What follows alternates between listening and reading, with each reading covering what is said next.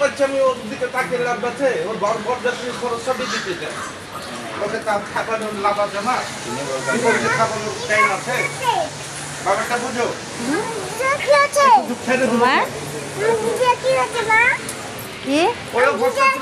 দিদার না দিদি ভাই অসুস্থ হয়েছে বাবা। তো আমরা এখন যাচ্ছি মেডিকেলে ওয়ার্ডে। ভাগ্নি ভর্তি আছে, খুবই অসুস্থ হয়ে গেছে। তো মানুষ তো আর এখানে মানে কখন আসে যখন একদম আর পারে না বাড়িতে থাকার মতো পরিস্থিতি না, তখনই কিন্তু মানুষ এই মেডিকেলে আসে। আর মেয়ের হঠাৎ খুবই প্রেশার লো হয়ে যায়, একদম জ্ঞান নাই, সেন্স নেই। তোমরা সবাই আশীর্বাদ করো, ভগবানের কাছে প্রে করো যাতে আমার ভাগ্নি ভালো হয়ে যায়।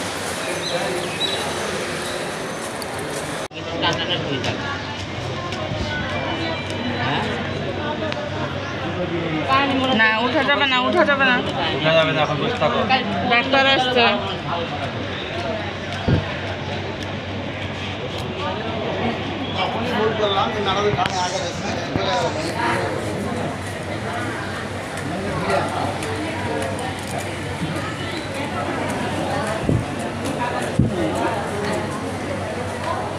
আমার ঘরে মাথা দিয়ে ঘুমাও।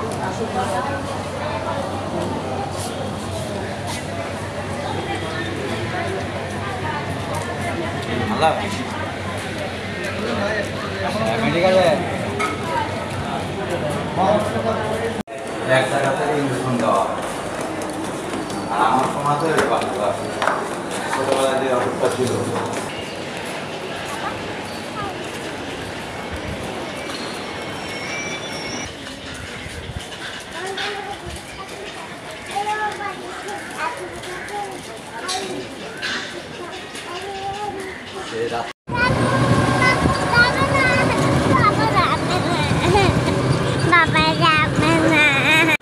তো দেখো মেডিকেলে দেখা ভাগ্নিকে দেখে দেখো আমি আর রায় এখন বাড়ি থেকে চলে যাচ্ছি।